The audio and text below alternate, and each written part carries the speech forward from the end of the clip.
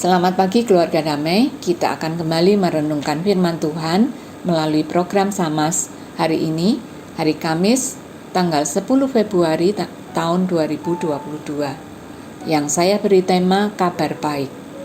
Mari kita berdoa sebelum merenungkan firman Tuhan.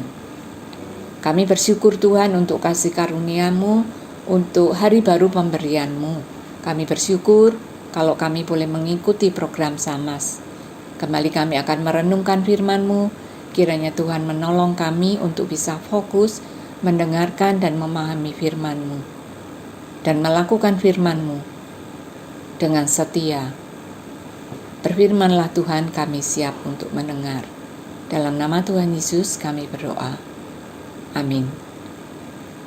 Firman Tuhan diambil dari Kisah Para Rasul 13 ayat 26 sampai 34. Kita akan membaca 2 ayat 32 dan 33, demikian bunyinya. Dan kami sekarang memberitakan kabar kesukaan kepada kamu, yaitu bahwa janji yang diberikan kepada nenek moyang kita telah digenapi Allah kepada kita, keturunan mereka dengan membangkitkan Yesus, seperti yang ada tertulis dalam Mazmur kedua, "Anakku engkau, aku telah memperanakkan engkau pada hari ini." Keluarga damai, setiap kita pasti senang ketika menerima kabar baik, kabar yang menyukakan hati kita. Misalnya, mendapat kabar orang yang kita kasih akan datang. Hati kita pasti senang, dan kita mungkin menceritakannya kepada orang lain. Atau suami istri muda yang sudah bertahun-tahun menantikan hadirnya buah hati. Ketika suatu saat mereka kontrol ke dokter kandungan, dokter menyatakan bahwa istrinya hamil. Suami istri tersebut pasti akan bersuka cita. Dan sukacita itu akan disebarkan, dibagikan kepada orang-orang lain.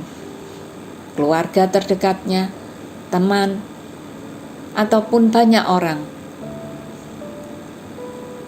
Saat ini, kabar baik dapat disampaikan dengan berbagai cara, seperti melalui WA, story di WA group, ataupun di IG, Facebook, dan sebagainya, dengan berbagai bentuk, sehingga orang lain mengetahuinya dan ikut bersuka cita. Demikian juga yang dilakukan oleh Paulus dalam bacaan kita hari ini. Namun, apa yang dimaksud dengan kabar baik dalam konteks bacaan kita hari ini? Kisah Para Rasul 13 merupakan cerita perjalanan Paulus dan Barnabas dalam menjalankan misi mereka yang pertama, yaitu memberitakan Injil, kabar kesukaan, kabar baik. Ketika mereka sampai di kota Antiokhia di Pisidinia, di sana Paulus berkhotbah di depan orang Yahudi yang taat dan orang-orang non-Yahudi. Paulus menggunakan kesempatan itu untuk menyampaikan kabar kesukaan, yaitu kabar mengenai Yesus Sang Mesias yang sudah dinubuatkan oleh para nabi sejak dahulu, yaitu Mesias yang dinanti-nantikan oleh nenek moyang mereka, seperti yang tertulis di ayat 33. Pada kesempatan itu Paulus menyampaikan karya keselamatan Allah yang telah dilakukan oleh yang telah dilakukan sejak bangsa Israel keluar dari Mesir sampai mereka tinggal di tanah Kanaan. Dengan berani, Paulus menyampaikan argumennya bahwa Mesias itu adalah Yesus.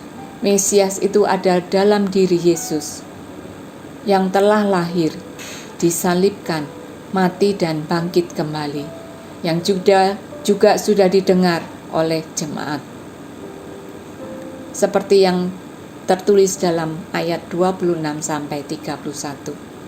Hai saudara-saudaraku, kabar keselamatan itu sudah disampaikan kepada kita. Paulus berani menyampaikan bahwa Mesias itulah Yesus, Sang Juru Selamat yang telah dinanti-nantikan. Seperti yang tertulis di ayat 33. Allah telah mengenapi janjinya,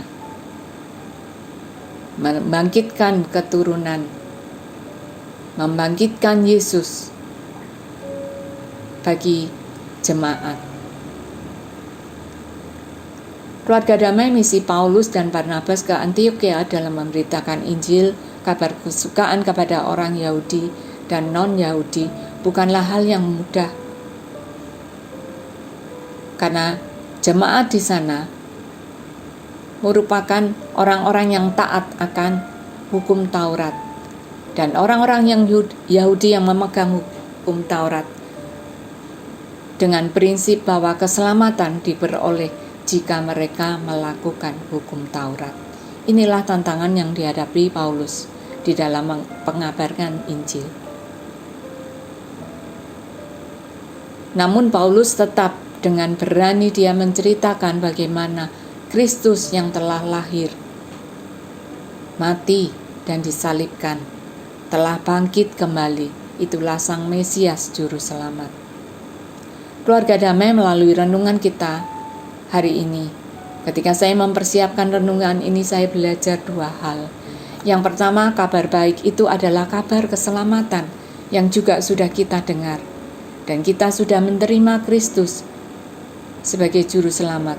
Kita adalah orang-orang yang bersyukur yang telah menerima kabar keselamatan dan menjadi anggota kerajaan surga. Bukankah itu kabar baik? Yang kedua adalah saya belajar bagaimana Allah memegang janjinya. Ketika Allah telah berjanji, Allah juga akan menepatinya. Allah kita ialah Allah yang tidak pernah ingkar janji.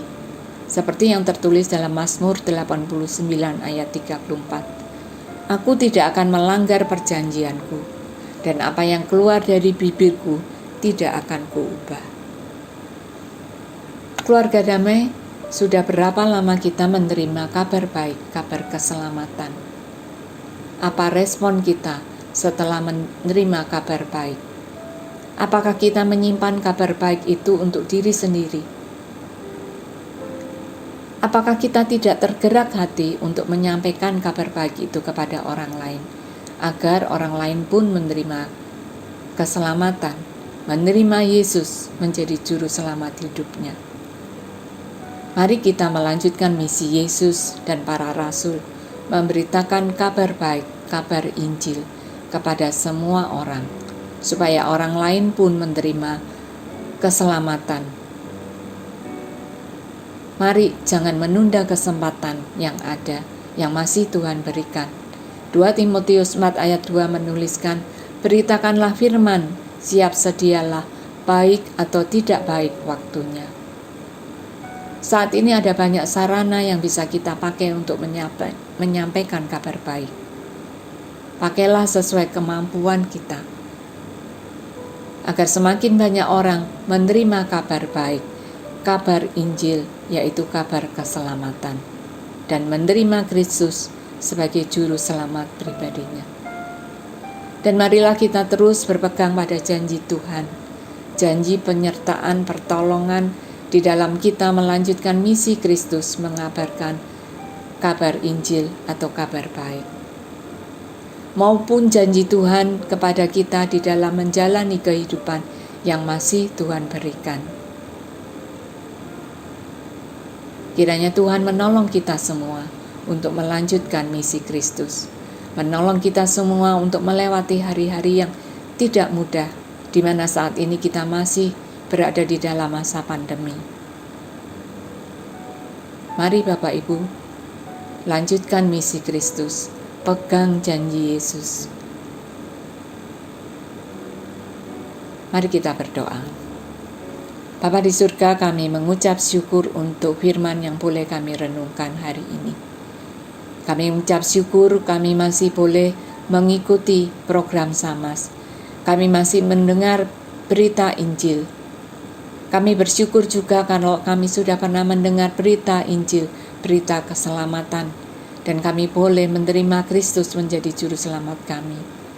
Tuhan, biarlah hati kami juga meluap dengan kerinduan untuk menyampaikan kabar baik ini kepada banyak orang lain. Sehingga banyak orang juga yang menerima Tuhan menjadi juru selamatnya. Tuhan kiranya menolong kami, memberikan kami kemampuan, memberikan kami kemauan untuk mengabarkan kabar baik kepada orang lain. Dan biarlah kami juga terus berpegang akan janji Tuhan, pertolongan Tuhan, kekuatan yang Tuhan berikan, penyertaan Tuhan di dalam menjalani kehidupan kami. Terima kasih ya Tuhan, kami mau serahkan seluruh kehidupan kami, kehidupan yang masih Tuhan anugerahkan kepada kami. Tuhan memberkati kami untuk melewati hari-hari yang sekarang ini kembali sulit karena pandemi. Ya Tuhan, tolonglah kami. Dan biarlah kami tetap menjalani kehidupan kami dengan sukacita, karena kami tahu Tuhan beserta dengan kami. Di dalam nama Tuhan Yesus yang hidup, kami berdoa dan mengucap syukur. Amin.